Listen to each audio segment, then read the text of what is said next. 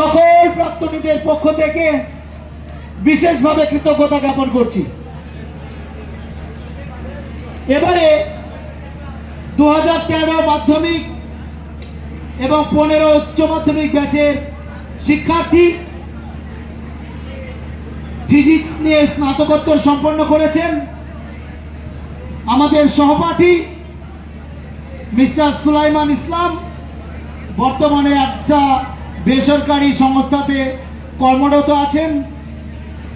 তাকে অনুরোধ করব তার মূল্যবান বক্তৃতা প্রদান করার জন্য।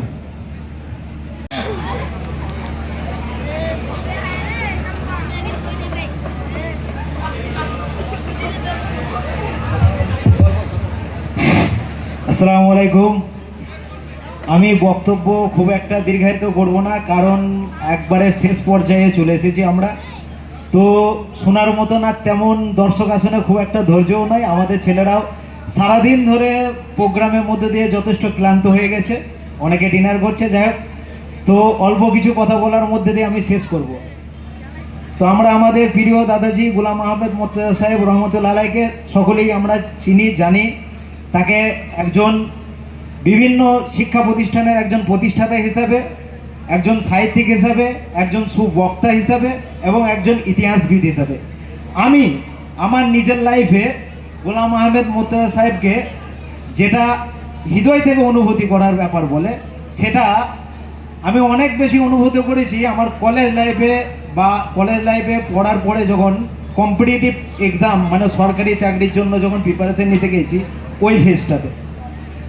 তার একটাই কারণ, সেখানের ইতিহাস আরও অনেকটা গভীর থেকে পড়তে হয়। তো ওনার ইতিহাস চেতনার জায়গা থেকে আমি দু চার কথা বলে এখানে বক্তব্য শেষ করব।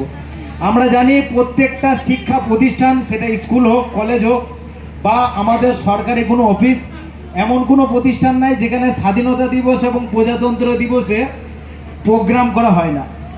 স্বাধীনতা দিবস এবং প্রজাতন্ত্র দিবসে বাইরের যে কোনো ব্যক্তিকে বা যে কোনো স্কুলে পড়া ছেলেকে বা কলেজে পড়া ছেলে মেয়েকে যদি জিজ্ঞেস করা হয় 24-25 ব্যাচের যারা বাকি আছে তারা মোমেন্টে নিয়ে নাও, যদি জিজ্ঞেস করা হয় যে তুমি কিছু স্বাধীনতা সংগ্রামীর নাম বলো যারা দেশের জন্য শহীদ হয়েছে বা দেশের স্বাধীনতার জন্য লড়াই করেছে, তো তারা ভগৎ সিং, নেতাজি সুভাষচন্দ্র বসু, মহাত্মা গান্ধী, তারপর বিনয় বাদল দীনেশ বা ক্ষুদিরাম, ইনাদের নাম বলবেন। আমার বক্তব্য এটাই যে ইনাদের স্বাধীনতাতে যে একটা বিরাট ভূমিকা আছে সেটা অস্বীকার করার কোনো উপায় নেই। আমার কথা এই জায়গাটা থেকেই যে সর্বপ্রথম ব্যক্তি ভারতবর্ষে তথা পশ্চিমবঙ্গে গোলাম আহমেদ মোর্তজা সাহেব, যিনি এই জায়গা থেকে চিন্তা করেছিলেন যে কোনো সংখ্যালঘু তথা মুসলিম সম্প্রদায় এবং দলিত সম্প্রদায় মানে এসটি এসসি এদের স্বাধীনতাতে ভূমিকার কথা কেউ কেন বলে না, এই জায়গাটা থেকে উনি চিন্তা ভাবনা করেছিলেন এবং এই জায়গাটা থেকে তিনি একের পর এক ইতিহাসের বই, চেপে রেখা ইতিহাস থেকে শুরু করে ইতিহাস একাধিক বই উনি লিখেছিলেন। তার মেন জায়গাটা ছিল এই জায়গাটা। এবং আমি পরবর্তীকালে দেখেছি, এবং উনি যে আমলে ভাবনা চিন্তা শুরু করেছেন তখন কিন্তু ইন্টারনেটের সুবিধা ছিল না বা এখনকার মতো মোবাইল ফোনও ছিল না। এখনকার আমাদের মোবাইল ফোন থাকার ফলে আমরা গুগলে, উইকিপিডিয়াতে, ইউটিউবে বিভিন্ন জায়গায় মুসলিম স্বাধীনতা সংগ্রামী সম্পর্কে জানতে পারছি, পড়তে পারছি, দেখতে পাচ্ছি। কিন্তু উনি যে মোমেন্টে বলাটা শুরু করেছিলেন সেটা কিন্তু ছিল না। এবং উনার যে একটা ইতিহাস চেতনা সেটার বেশ কিছুটা সফলতা হয়েছে। আমরা বর্তমানে 7, 8, 9, 10 ইতিহাস বইগুলোতে দেখতে পাই বিভিন্ন মুসলিম স্বাধীনতা সংগ্রামীদের ছবি, তাদের সম্পর্কে দু চার কথা সেখানে লিখে আছে। যেমন আমরা তিতুমিরের স্বাধীনতার ভূমিকার কথা আমরা দেখতে পাই।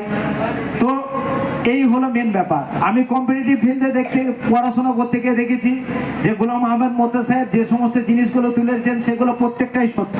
যেমন দু একটা কথা বলে আমি আমার বক্তব্য শেষ করব। যেমন আজাদ হিন্দ ফৌজের কথা আমরা সকলেই শুনেছি, নেতাজি সুভাষচন্দ্র বসু। তার হাত দিয়ে একটা স্লোগান খুব ফেমাস হয়েছিল, যেটা হচ্ছে জয় হিন্দ। সেই স্লোগানটা যিনি দিয়েছিলেন তার নাম হচ্ছে আবিদ হোসেন সাফরানি। আমরা ইনকিলাব জিন্দাবাদ স্লোগানের কথা আমরা পড়েছি, যেটা ভগৎ সিং এর দ্বারা ফেমাস হয়েছিল, মানে বিখ্যাত হয়েছিল। কিন্তু প্রথম যে দেন সেটা হচ্ছে হযরত মোহানি। তো 2024 মাধ্যমিক এবং 25 মাধ্যমিক যে সমস্ত ভাইরা মেমেন্টো গ্রহণ করতে পারোনি, তোমরা আমাদের মঞ্চে মহিন স্যার আছেন, ওনার হাত থেকে মেমেন্টো গ্রহণ করো। তোমরা দ্রুততার সাথে কাজটা সম্পন্ন করো।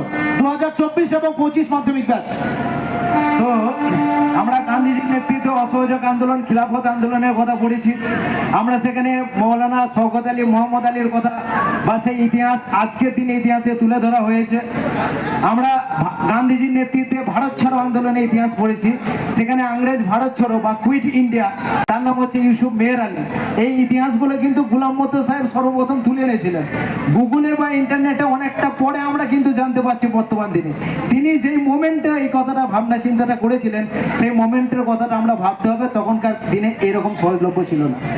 তো আমি মনে করি লাস্টে পরিশেষে এসে দু একটা প্রস্তাব দিয়ে আমি আমার বক্তব্য শেষ করব।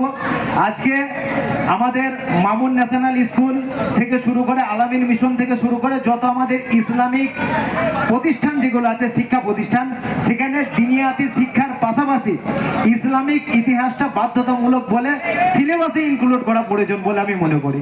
তার একটাই কারণ, মানুষের মনের মধ্যে কোনো জিনিস যদি গেঁথে দেওয়া হয়, সব থেকে সহজ উপায় হচ্ছে সেটা তার সিলেবাসের মধ্যে অন্তর্ভুক্ত করে দাও। তাই ভারতীয় মুসলমান বিপ্লবীদের যে অবদান, সেটা সরকার থেকে করুক আর না করুক, আমাদের এই সমস্ত দিনী শিক্ষার যে সমস্ত প্রতিষ্ঠানগুলো আছে, ঠিক আছে, আমাদের যে মিশন স্কুলগুলো আছে, সেখানে অন্তর্ভুক্ত করা প্রয়োজন। এক সাইডে ছবি এবং এক সাইডে তাদের সম্পর্কে কিছু কিছু বক্তব্য এই আকারে গ্রন্থ প্রকাশ করলে আমার মনে হয় খুব ভালো হবে। এবং আরও একটা বক্তব্য বা আরও একটা প্রস্তাব রেখে আমি শেষ করতে চাই। এখানে কর্তৃপক্ষ যদি উপস্থিত থাকে, আমি একটাই আবেদন করে আমি এখানে বক্তব্য শেষ করব যে আমরা চাই এই যে পুনর্মিলন অনুষ্ঠান অনেকটা লম্বা সময় পরে হলো, আমরা চাই এটা যেন প্রত্যেকটা বছর হয়। আমরা প্রত্যেকটা বছর যেন একে অপরের সঙ্গে দেখা সাক্ষাৎ করতে পারি এবং প্রত্যেকটা বছরে যেন আমরা আবার এক স্থানে মিলতে পারি। এই বলে আমি আমার অনেক বক্তব্য শেষ করব। বক্তব্য খুব একটা দীর্ঘায়িত করব না। আসসালামু আলাইকুম।